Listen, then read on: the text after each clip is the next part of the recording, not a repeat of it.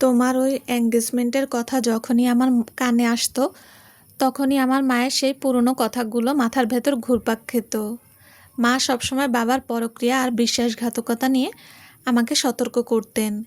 তখন আমার মনে হতো আমি বুঝি তোমার জীবনের কোনো তৃতীয় নারী হয়ে গেছি। যদিও অনেক দেরিতে হলেও আমি জানতে পেরেছি যে তুমি নিজের ইচ্ছায় এই বিয়েতে রাজি হওনি, কিন্তু ততক্ষণে আমার মনের ভেতরের বিশ্বাসটা একেবারে ভেঙে চুরমার হয়ে গেছিল। আরাব একদম চুপচাপ বসে রইল, একটা কথাও বলল না। সে রোদেলার মনের এই তীব্র যন্ত্রণা খুব ভালো করে বুঝতে পারছিল। যদি রোদেলা এই কারণে তার উপর অনেক রেগে থাকে, তবে তার সেই রাগ একেবারে অযৌক্তিক ছিল। কারণ আরাব নিজের অজান্তেই রোদেলার সেই পুরনো ক্ষততে বারবার আঘাত করে যাচ্ছিল। আর এই ক্লাবের ঝামেলার কথা বলছো, সেদিন আমার অনেক কষ্ট হয়েছিল আরাব। কারণ তুমি আমাকে কোনো কিছু না জানিয়ে হুট করে হাওয়া হয়ে গেলে। তুমি আমাকে একা ফেলে রেখে দিলে, আর আমি নিজের মনে হাজারটা খারাপ চিন্তা করতে লাগলাম। আমার মনে হতো হয়তো সাইমনের বিয়েতে আমি ওই অবনী আপুর হাত থেকে ফুলের তোড়াটা নিয়েছিলাম বলে তুমি আমার উপর অনেক অসন্তুষ্ট ছিলে, কিংবা আমার উপর থেকে তোমার মন একেবারে উঠে গেছে। তুমি তো স্রেফ 1 বা 2 দিনের জন্য নিখোঁজ হওনি, পুরো একটা মাস আমি ওই ফ্ল্যাটে একা একা গুমড়ে মরেছি। আর তখনই আমি নিজের মনের কাছে স্বীকার করেছিলাম যে আমি তোমাকে কতটা গভীরভাবে ভালোবেসে ফেলেছি।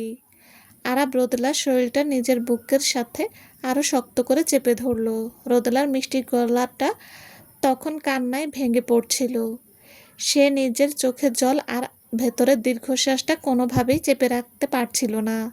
অতীতের সেই কষ্টের দিনগুলোর কথা মনে পড়লে সেই নিজেকে অনেক অসহায় আর দুর্বল আবিষ্কার করে।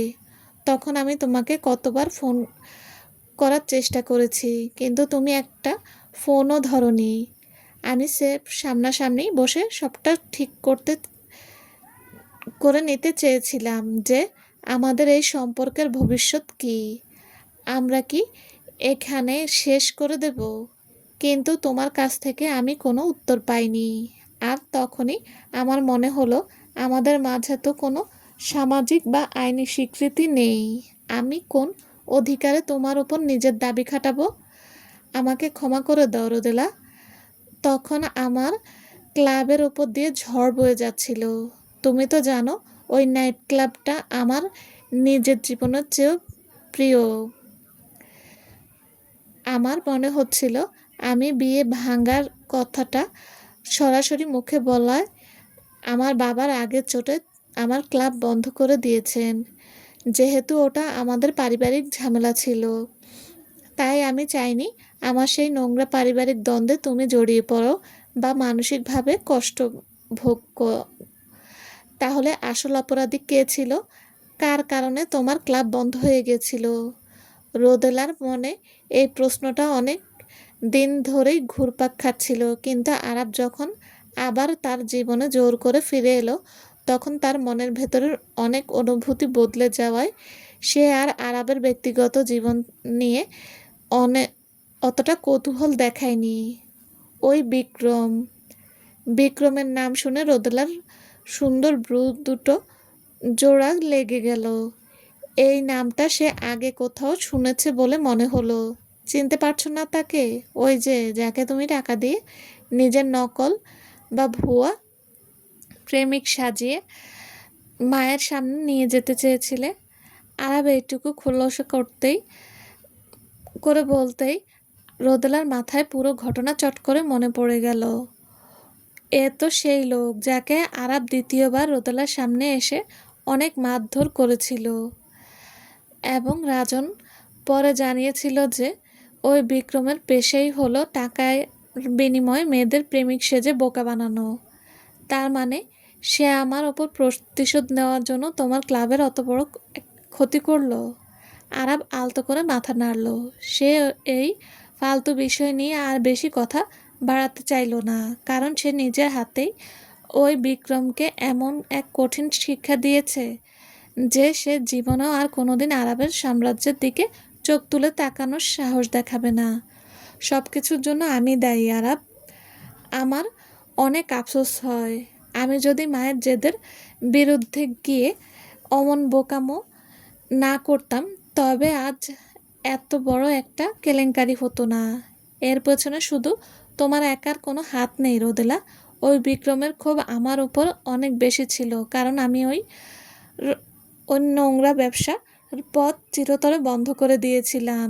তা যাই হোক না কেন, পরোক্ষভাবে তো আমার একটা দায় থেকেই যায়। রোদেলা এক দীর্ঘশ্বাস ফেলে বলল, আচ্ছা ওসব কথা বাদ দাও, আমাদের নিজেদের কথা বলা যাক। এখন আমাদের এই সম্পর্কের আসল পরিচয় কি?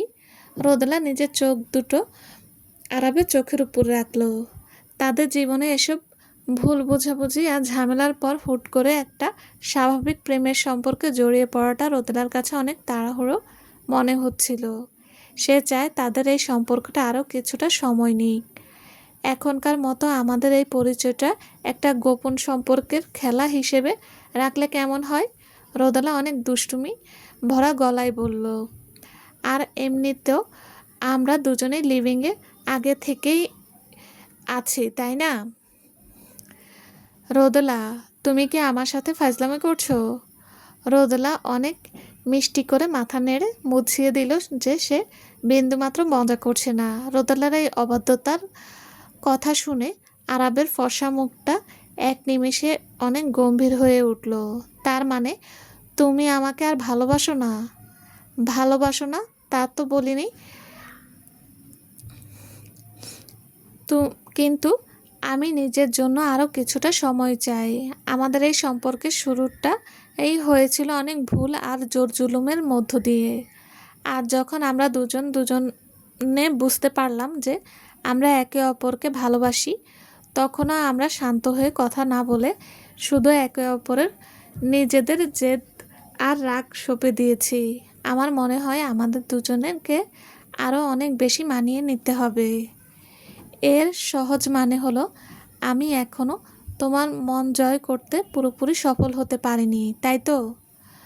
তুমি যদি একটি সামাজিক বা আইনি সম্পর্কের কথা ভাবো, তবে হ্যাঁ, তুমি এখনও সফল নও। কিন্তু তুমি যদি আগের মতো শুধু আমার সান্নিধ্য আর গভীর ভালোবাসা পেতে চাও, তবে তুমি সফল হয়ে গেছো। এই দুটোর মাঝে তফাৎটা ঠিক কোথায় রোদেলা? মস্ত বড় তফাৎ আছে। একটা নামহীন সম্পর্কের খেলায় তোমার যেমন আমার উপর কোনো অধিকার খাটানোর বা অন্য পুরুষকে দেখে ঈর্ষা করার কোনো সুযোগ নেই, ঠিক তেমনই আমারও তোমার ওপর কোনো দাবি থাকবে না। ব্যাপারটা অনেকটা সমানে সমানে হবে, তাই না? তুমি অনেক কৌশলে আমার ওপর নিজের পুরনো প্রতিশোধ নিচ্ছ, তাই তো রোদেলা? রোদেলা খিলখিল করে হেসে উঠল। আসলে সে মনে মনে এতটা কঠিন কিছু ভাবেনি, কিন্তু আরবের এই ঈর্ষাতুর আর অসহায় মুখটা দেখে তার মনে হলো আইডিয়াটা মন্দ নয়। সে আরবকে আরও 2-3 মাস এভাবে নিজের পেছনে ঘুরঘুর করাবে, তারপর না হয় মন থেকে পুরোপুরি ধরা দেবে। কেন? এতে তো তোমার খুশি হওয়ার কথা। আমাদের মাঝে তো আগের মতোই সেই তীব্র আকর্ষণ আর নিবিড় মেলামেশা থাকবেই। যখনই মন চাইবে আমরা দুজনে একে অপরের ভালোবাসায় লীন হয়ে যাব, কোনো সম্পর্কের বাঁধন ছাড়াই। আর কে জানে, হয়তো এই সময়ের মাঝে তুমি আমার চেয়েও অনেক কোনো সুন্দরী আর ভালো মেয়ে নিজের জীবনে পেয়ে যেতে পারো। আরব রোদেলার কথার ধরন দেখে বুঝতে পারল যে রোদেলার মনের মেঘ একেবারে কেটে গেছে, কিন্তু সে রোদেলার এই পরিচয়হীন সম্পর্কের কথাটি বিন্দুমাত্র মেনে নিতে পারছিল না।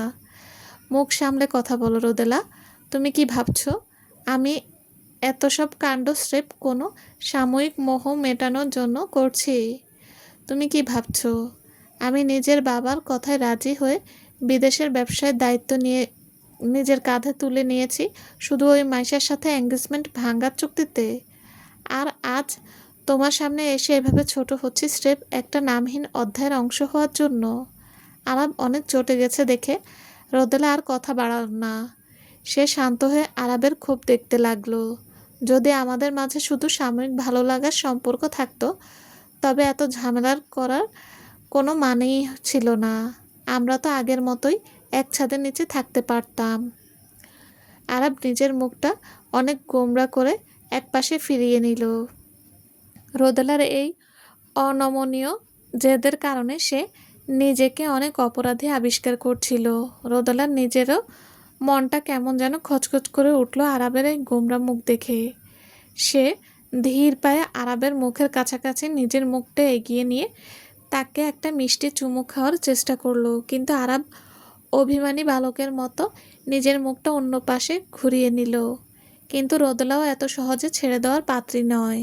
সে নিজের পুরো শরীরটা ঘুরিয়ে আরাবের কোলের উপর চড়ে বসালো, নিজের দুটো ছোট হাত দিয়ে আরাবের সেই সুশ্রী ও গম্ভীর মুখটা শক্ত করে আঁকড়ে ধরল। তারপর ধীরে ধীরে নিজের ঠোঁট দুটো আরাবের ঠোঁটের উপর সঁপে দিল, এক গভীর সান্ত্বনার পরশ হিসেবে।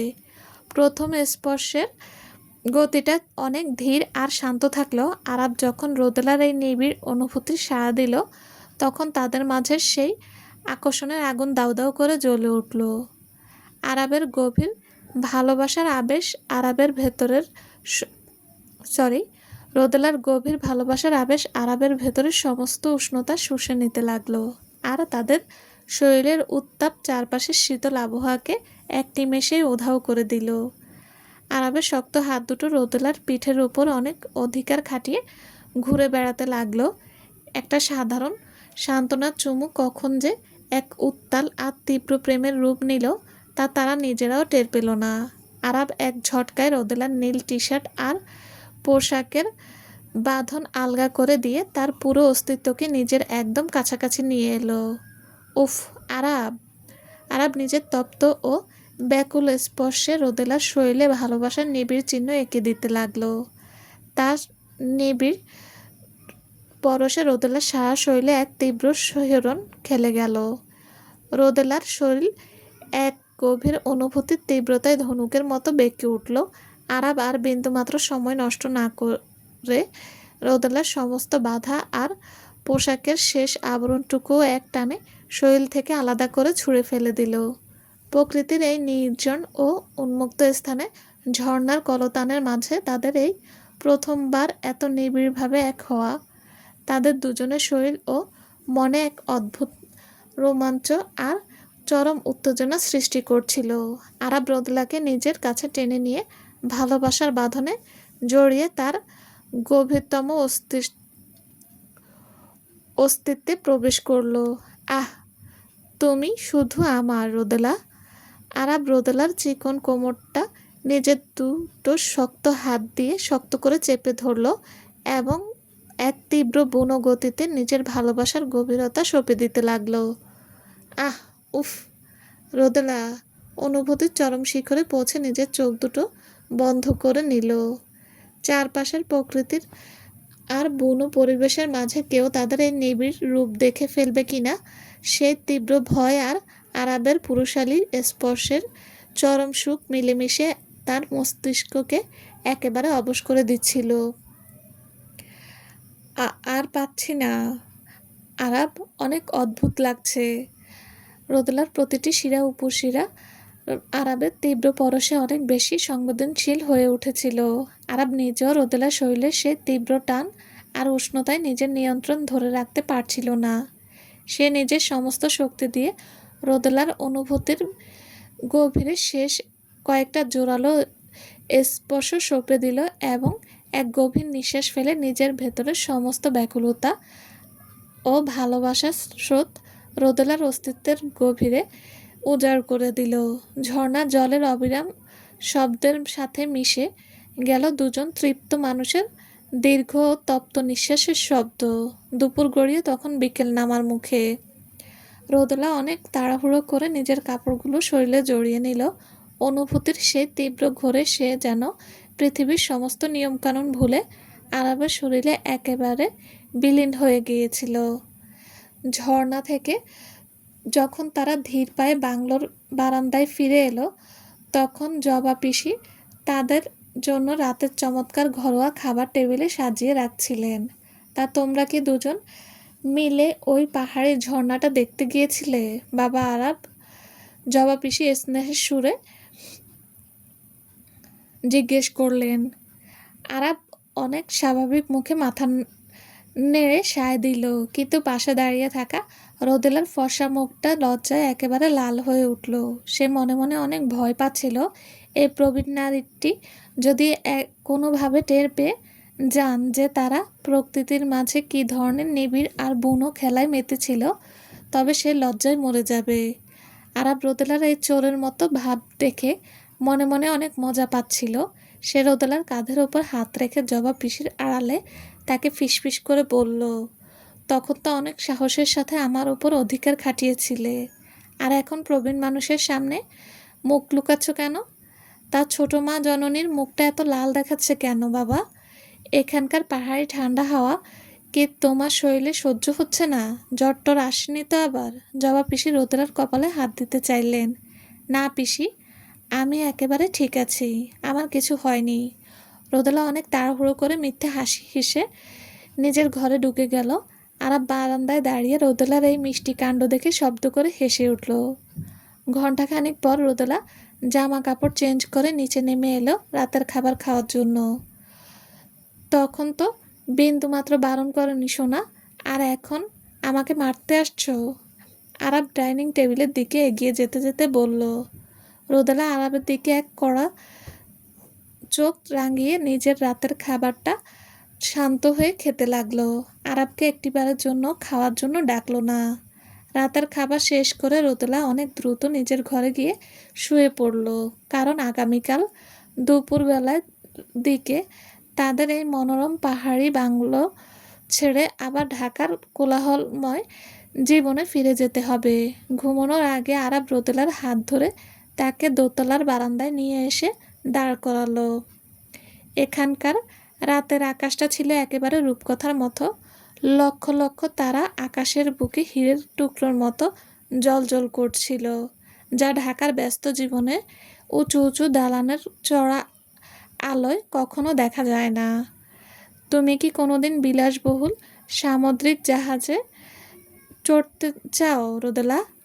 আরাব রোদেলার কোমর জড়িয়ে ধরে জিজ্ঞেস করলো। কেন, তোমার কি তেমন কোনো জাহাজ আছে নাকি? ওটা আমাদের পারিবারিক নৌ ব্যবসায় একটা বড় অংশ। বাবা আমার ছোটবেলাতেই ওটার মালিকানা আমার নামে লিখে দিয়েছিলেন, কিন্তু আমি নিজের নাইট ক্লাব নিয়ে ব্যস্ত থাকায় ওটার দিকে কোনোদিন নজর দেইনি। তুমি যদি যেতে চাও তবে আমি তোমাকে নিজের জাহাজে করে পুরো বিশ্ব ঘুরিয়ে নিয়ে আসব। আচ্ছা, ভবিষ্যতে যদি কখনো মন চায় তবে তোমাকে জানাবো। রোদেলা আরাবের বুকে নিজের মাথাটা রেখে শান্ত গলায় উত্তর দিল। পাহাড়ি বাংলো থেকে ফেরার পর আরাবকে অনেক দ্রুত নিজের নাইট ক্লাবে এর কাজে ব্যস্ত হয়ে পড়তে হলো। পুরো একটা মাস সে নিজের রাজত্ব ফেলে নিখোঁজ ছিল, যার সমস্ত দায়িত্ব সে রাজনের কাঁধে সঁপে দিয়ে গিয়েছিল। নিজের চোখে সমস্ত হিসেব নিকাশ আর ক্লাবের খতিয়ান দেখার পর আরাব বুঝল অনেক কিছু নতুন করে সাজাতে হবে এবং বেশ কিছু ভুলের সংশোধন করতে হবে। এই কাজের চড়া চাপের কারণে প্রথম 2 সপ্তাহ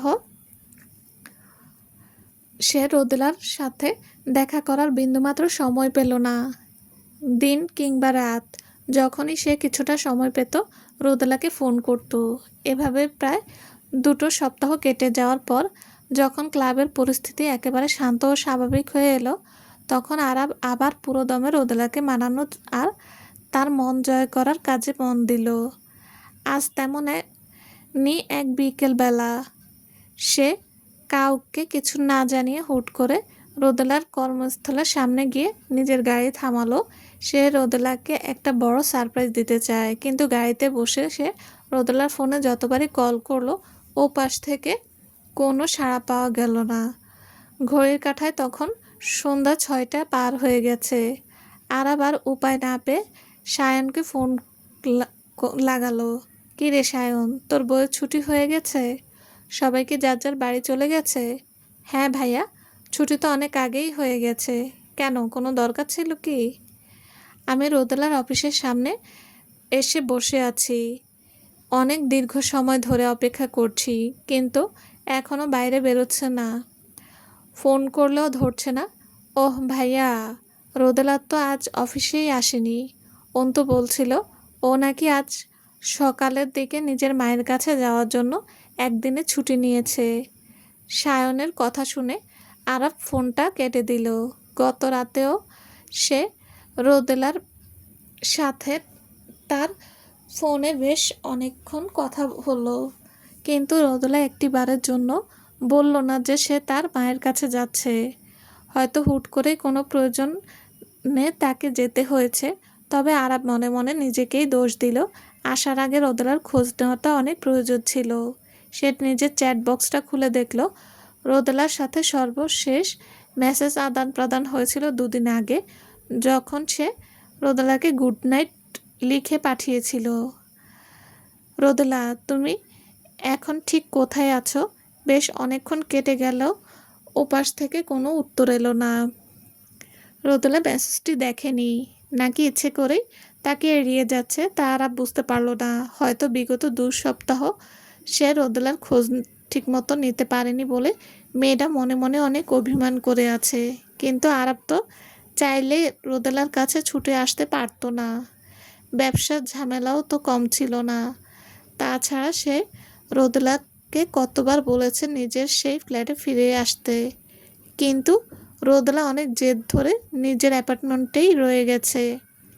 রোদেলার কাছ থেকে কোনো সাড়া না পেয়ে আরাব গাড়ি ঘুরিয়ে আবার নিজের ক্লাবে ফিরে এলো। ক্লাবে কেবিনে ঢুকতেই সে দেখল তার অনেক পুরনো এক ও ঘনিষ্ঠ বন্ধু রৌদ্র সেখানে বসে আছে। রাজন জানালো যে রৌদ্র বেশ কিছুক্ষণ ধরেই আরাবের জন্য অপেক্ষা করছে।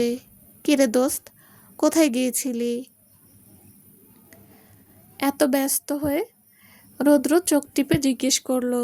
তুই আসার আগে আমাকে একটা ফোন করতে পারতি না? আমি কি জ্যোতিষী যে জানবো তুই এখানে এসে বসে আছিস? আরাব বিরক্ত প্রকাশ করলো। রৌদ্র একগাল হেসে নিজের বন্ধুর মুখের দিকে তাকালো। রৌদ্রের এই চতুর চাহনি দেখে আরাব খুব ভালো করেই বুঝলো এই লোক আজ অনেক ফালতু বিষয় নিয়ে মাথা ঘামাবে এবং আরাবের ব্যক্তিগত জীবনের গোয়েন্দাগিরি করতেই এখানে এসেছে। তোর কি চাই বলতো? শুনলাম তুই নাকি আজকাল কোনো এক সুন্দরীর মন জয় করার জন্য দিনরাত এক করছিস। তা আমাদের সেই হবু ভাবিটি দেখতে কেমন? আমাদের একটু আলাপ করিয়ে দিবি না? একদম নিজের চরকায় তেল দে রৌদ্র, আরাব ধমক দিল। শালা, নিজের বন্ধুর কাছে এত বড় খবর লুকিয়ে রাখিস? তুই যে কোনোদিন কারো প্রেমে পড়ে এভাবে ব্যাকুল হয়ে ঘুরে বেড়াবি, এটা আমাদের জীবনে সবচেয়ে বড় আশ্চর্যের ঘটনা। আরাব রাগের চোটে হাতের কলমটা রৌদ্রের দিকে ছুঁড়ে মারল, কিন্তু রৌদ্র অনেক চটপটে হাতে তা বাতাসের গতিতে লুফে নিল। তারা এত বছরের বন্ধু যে একে অপরের প্রতিটা সব হাড়ে হাড়ে চেনে। আমি এখনও ওকে পুরোপুরি মানাতে পারিনি। আরাব এক দীর্ঘশ্বাস ফেলে সোফায় হেলান দিল। হা হা হা, তুই তো ওর ওপর অতীতে অনেক বেশি জোর জুলুম আর অত্যাচার করেছিস দোস্ত। বিদেশ থেকে ফিরেছিস পুরো 1 মাস হয়ে গেল, আর এখনও একটা মেয়ের রাগ ভাঙাতে পারলি না। আজ আমি ওকে সারপ্রাইজ দিতে অফিস থেকে আনতে গিয়েছিলাম, কিন্তু ও আমাকে না জানিয়ে নিজের মায়ের কাছে চলে গেছে। মেসেজ পাঠালাম, সেটাও এখনও দেখেনি। ও তোকে অনেক সুন্দর করে তোড়জোড় দিয়ে নিজের পুরনো পাওনা শোধ করছে রে। এখন কেমন লাগছে বল? অতীত তুই যখন ওকে নিজের খাঁচায় বন্দি করে রেখে উধাও হয়ে যেতিস, তখন ওর মনের অবস্থা কেমন হতো তা একবার নিজের হাড়ে হাড়ে টের পাচ্ছিস তো? তুই কি আমার ক্ষতস্থানে নুনের ছিটা দিতে এসেছিস রৌদ্র? আরাব নিজের বন্ধুর প্রেমের জ্ঞান খুব ভালো করে জানতো। রৌদ্র নিজের একজন মস্ত বড় প্রেমিক পুরুষ, তাই সে নারীদের মনস্তত্ত্ব অনেক ভালো বোঝে। শোন আরাব, আমি তোকে সেফ বাস্তবতা মনে করিয়ে দিচ্ছি। প্রথমত, তুই কোনো সামাজিক বা পরিচয় বা স্বীকৃতি ছাড়াই ওর সাথে মাসের পর মাস মেলামেশা করছিস। মনে মনে ভালোবেসেও মুখে কোনোদিন স্বীকার করিসনি নিজের জীবনে কোনো সুখ দুঃখের কথা ওর সাথে শেয়ার করার প্রয়োজন মনে করিসনি, যেন ও তোর জীবনের কেউই নয়। এই ধরনের ব্যবহার কোনো ভদ্র ঘরের মেয়ে সহ্য করতে পারে না। হ্যাঁ, তুই অনেক বড় পণ্ডিত, তা আমি জানি, কিন্তু আমাকে আর জ্ঞান দিতে আসিস না। আমি নিজের প্রতিটি ভুল শুধরে নিতে এক পায়ে রাজি আছি। প্রয়োজনে পুরো জীবন ওর পেছনে ঘুরে কাটাতে হলেও আমি কাটাবো, কারণ রোদেলা ছাড়া আমার জীবন, এই জীবনে অন্য কোনো নারীর অস্তিত্ব আমি ভাবতেই পারি না। উফ দোস্ত, তোর মুখে এসব রোমান্টিক কথা শুনে আমার গায়ের লোম খাড়া হয়ে যাচ্ছে। তুই কি সত্যি আমার সেই নিষ্ঠুর বন্ধু আরাব? তোর ভেতরে যে এমন একটা মজনু মার্কা রূপ লুকিয়েছিল, তা আমি আজ প্রথম দেখলাম। তুই এবার নিজের মুখটা বন্ধ করবি রুদ্র। যদি সেফ ফাইজলামি করতে এসে থাকিস, তবে দয়া করে আমার কেবিন থেকে দূর হ। আমার অনেক কাজ বাকি আছে। আচ্ছা, একটি সত্যি কথা বলতো, তুই কি রুদ্রের মায়ের বাড়ির ঠিকানা জানিস? এতদিন ধরে একসাথে আছিস, ওর পরিবার সম্পর্কে কোনো খোঁজ খবর রেখেছিস? রুদ্রের এই প্রশ্নে আরাব এক নিমিষে চুপ হয়ে গেল। সে নিজের মনের ভেতর অপরাধবোধ অনুভব করল। রৌদ্রের কথা একেবারে সত্যি। সে রোদেলার পরিবার বা তার অতীত সম্পর্কে বিন্দুমাত্র কোনো খোঁজ রাখেনি। সে রোদেলার জীবনে অনেক গুরুত্বপূর্ণ অধ্যায় অনেক অবহেলায় এড়িয়ে গেছে। তবে রোদেলার ঠিকানা খুঁজে বের করা আরাবের মতো একজন ক্ষমতাধর পুরুষের জন্য স্রেফ কয়েক মিনিটের খেলা। আরাব সাথে সাথে রাজনকে নিজের কেবিনে ডেকে পাঠালো এবং আগামী 1 ঘন্টার মাঝে রোদেলার মায়ের বাড়ির সমস্ত ঠিকানা আর খুঁটিনাটির তথ্য জোগাড় করে তার টেবিলে জমা দেওয়ার নির্দেশ দিল। শোন আরাব, হবু শ্বশুর বাড়ির মুখোমুখি হওয়ার আগে নিজের মনের কথাগুলো অনেক সুন্দর করে সাজিয়ে দিস। মায়েরা যখন নিজের মেয়ের জামাই বা হবু জামাইয়ের পরীক্ষা নেয়, তখন একটা ভুল উত্তর দিলেও পুরো জীবন বরবাদ হয়ে যাবে, তা আগে থেকেই বলে রাখলাম। রৌদ্র হাসতে হাসতে বিদায় দিল। হারামজাদা বন্ধু, একবার দূর হয় এখান থেকে। আরাব পেছন থেকে চেঁচিয়ে উঠল। অন্যদিকে রোদেলা আজ সকালই নিজের মায়ের কাছে এসে পৌঁছালো। গত রাতে তার মা ফোন করে জানিয়েছিল যে ওনার শরীর ভালো নেই, অনেক মাথা ঘোরাচ্ছে। রোদেলার মা এর আগে কখনো এতটা দুর্বলতা দেখাননি, তাই রোদেলা অনেক বেশ চিন্তিত হয়ে পড়েছিল। সে গত রাতেই ছুটে আসতে চেয়েছিল, কিন্তু নীলা বেগম একা মেয়েকে রাতে অন্ধকারে গাড়ি চালানো হতে বারণ করেছিল। সকাল সকালই রওনা দিয়েছিল। আমি তো তোকে বললাম যে আমার তেমন কিছু হয়নি, স্রেফ সামান্য একটু মাথা ব্যথা করছিল।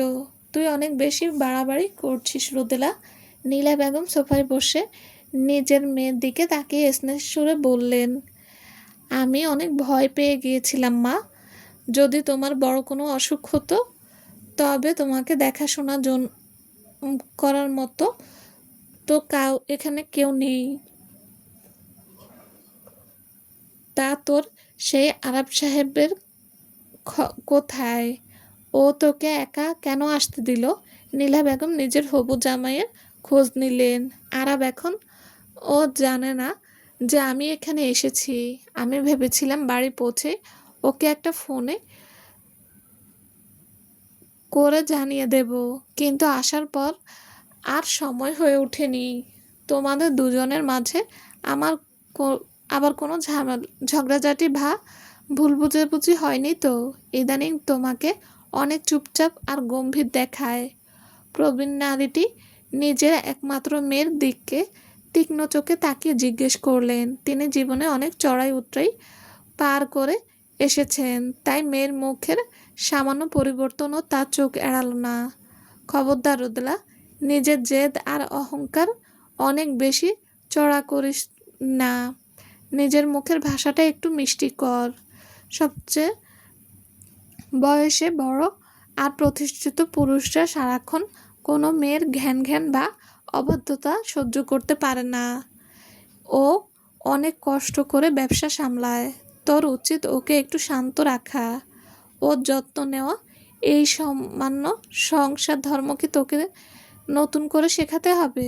রোদেলা চুপচাপ বসে মায়ের বকুনি আর উপদেশ শুনতে লাগলো। সন্ধ্যা গড়িয়ে যখন রাত নামার মুখে, ঠিক তখনই বাড়ির বাইরে একটা গাড়ির হর্ন শোনা গেল।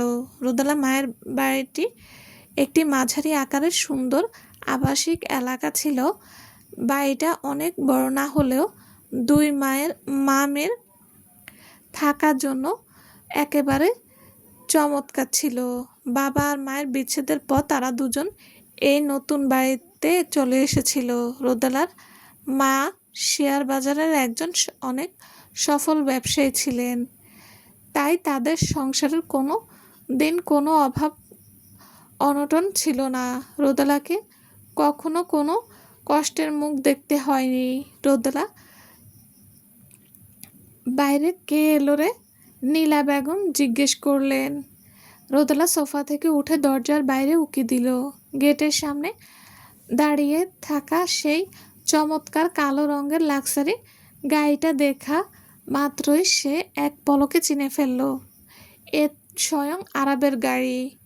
কিন্তু সে মনে মনে অনেক অবাক হলো, আরাব কিভাবে তার মায়ের ঠিকানা খুঁজে পেল।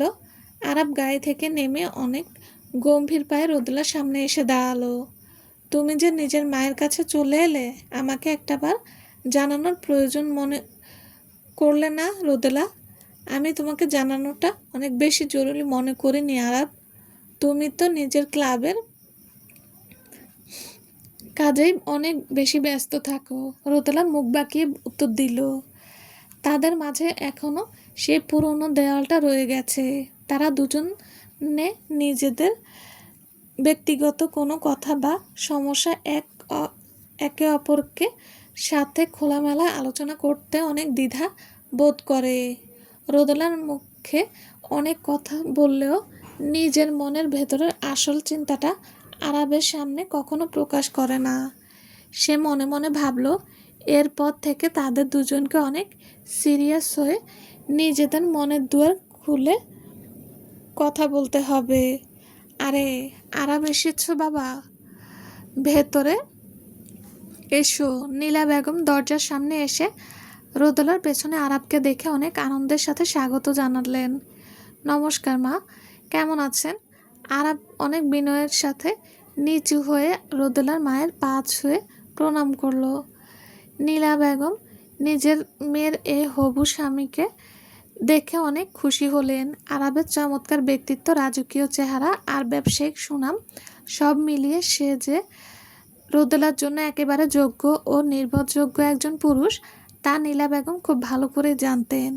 রোদেলা, তুই আরাবকে নিয়ে ভেতরে গিয়ে বস। আমি অনেক দ্রুত পাশের বাজার থেকে ভালো দেখে মাছ মাংস নিয়ে আসি।